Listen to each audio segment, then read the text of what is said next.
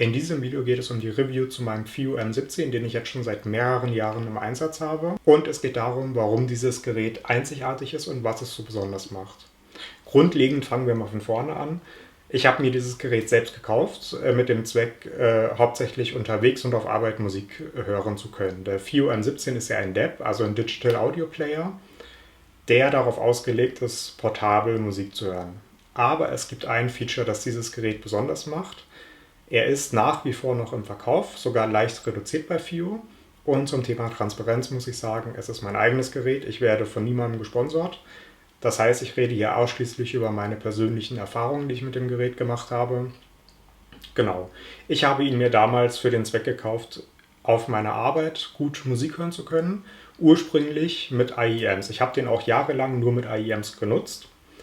Inzwischen nutze ich ihn hauptsächlich zu Hause mit den großen Over-Ear-Kopfhörern, aktuell HiFiMan HE 1000 Stealth.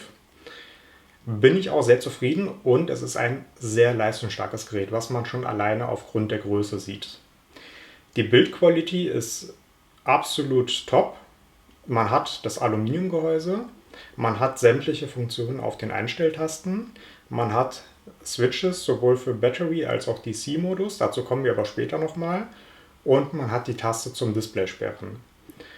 Das heißt, als DAP ist alles in diesem Gerät verbaut. Das heißt, ihr habt einen Verstärker, ihr habt ganz normal Android hier drauf und könnt darauf aufs Internet zugreifen, was ich auch hauptsächlich nutze. Ich nutze hierüber hauptsächlich Tidal und ihr habt einen USB-Kartenslot. Ich habe noch eine SD-Karte drin, da sind hauptsächlich auch ein paar DSD-Files drauf und Hi-Res Music.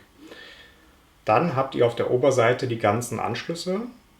Es gibt keinen DAP, das ist ein Alleinstellungsmerkmal, es gibt keinen DAP mit so vielen Anschlüssen. Das heißt, ihr habt von einem 2,5 mm Balanced Anschluss bis hin zu einem 6,3 mm Anschluss alle Stecker verfügbar für alle Kopfhörer. Darunter auch natürlich 4,4 mm Balanced, den ich auch eigentlich hauptsächlich nutze. Es ist auch aufgeteilt, dieses Gerät, von Kopfhörerausgängen sind auf der Oberseite und alle anderen Eingänge sind auf der Unterseite, unter anderem auch für Strom. Und das ist das größte Highlight, was dieses Gerät habt. Ihr habt nämlich einen DC-Eingang hier. Ich habe mir dazu noch das separate Netzteil von FIU dafür gekauft und nutze ihn so bei mir zu Hause als Desktop-Gerät. Das heißt, die Batterie, die hier eingebaut ist für die Mobilbenutzung, wird hier mit diesem Switch komplett außer Kraft gesetzt und ihr könnt die Batterie einmal komplett umgehen. Das ist der größte Vorteil in meinen Augen gegenüber anderen DAPs und erklärt auch so ein bisschen die Größe von dem Gerät, weil ihr mit einem Netzteil nochmal einen extra Modus freischaltet, den erweiterten Over-Ear-Modus. Damit habt ihr bis zu 3 Watt Ausgangsleistung, was meines Wissens nach auch kaum ein anderer DAP auf dem Markt schafft. Und ihr seid in der Lage, große Kopfhörer damit anzutreiben, wie zum Beispiel die HiFiMan-Kopfhörer. Die brauchen in der Regel schon ordentlich Leistung und ich muss sagen, das macht dieses Gerät sehr gut. Es war auch lange Zeit mein einziges Gerät. In der Zwischenzeit bin ich allerdings auf die Desktop-Nutzung übergegangen.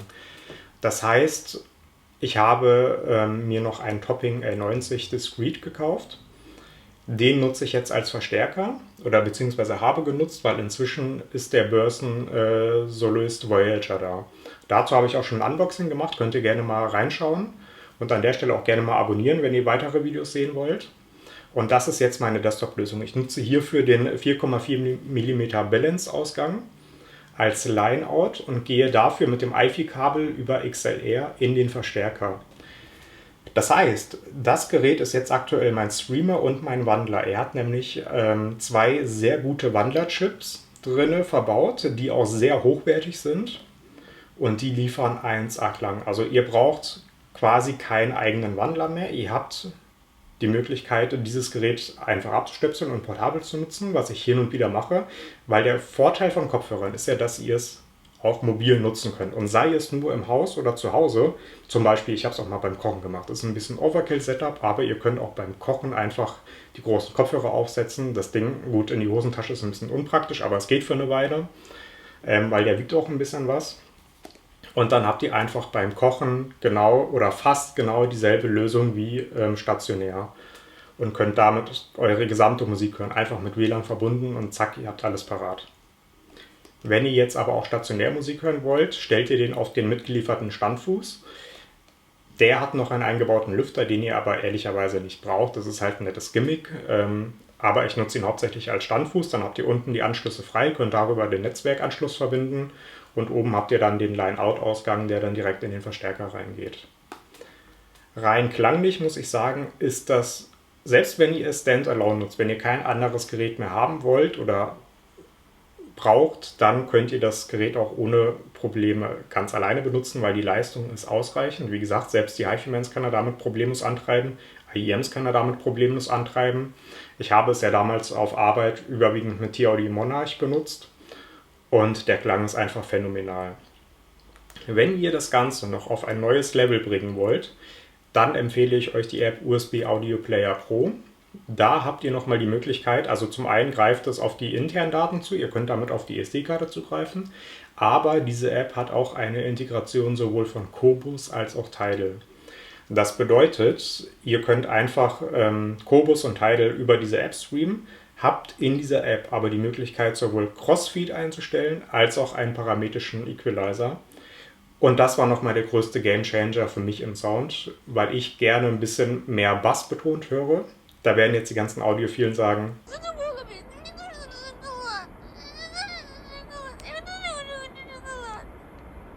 aber checkt es einfach mal ab. Wie gesagt, das ist mein persönlicher Geschmack und das macht die Musik jetzt auch nicht schlechter dadurch. Aber gerade bei den HiFi-Men hat mir das oft gefehlt.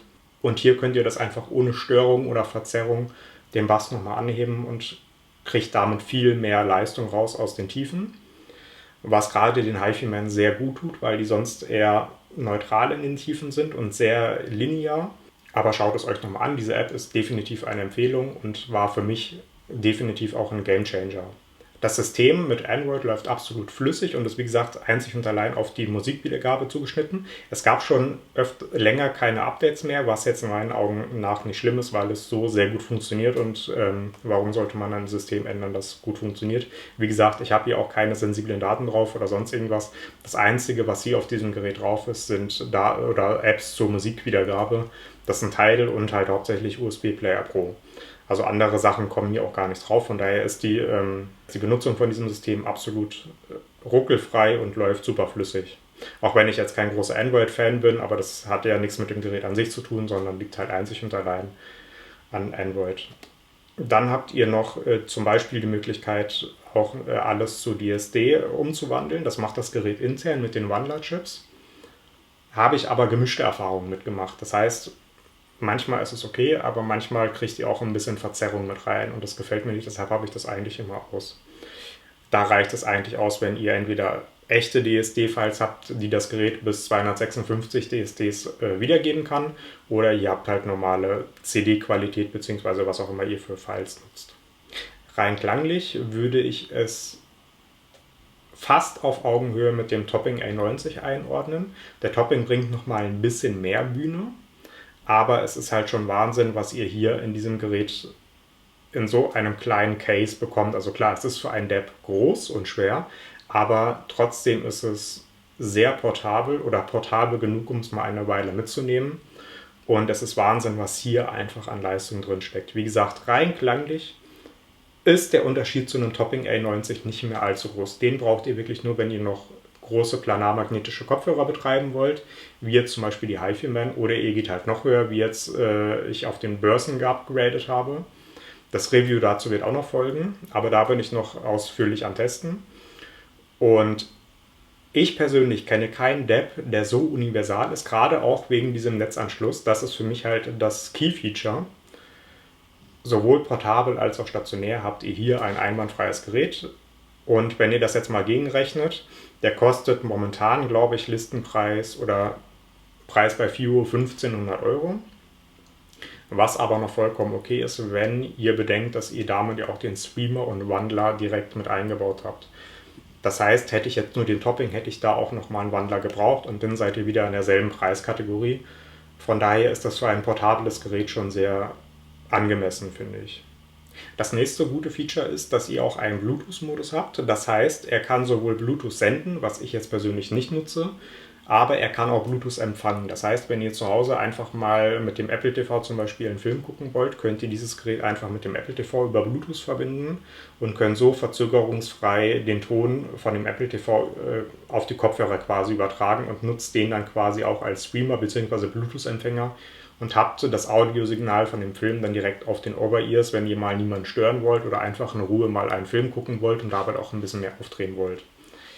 Das funktioniert einwandfrei und ist halt auch ein super Feature. Wie gesagt, es erweitert einfach den Funktionsumfang, wie ihr eure Kopfhörer nutzen könnt. Klar, wenn ihr sowieso ein Gerät am Fernseher angeschlossen habt, dann passt das.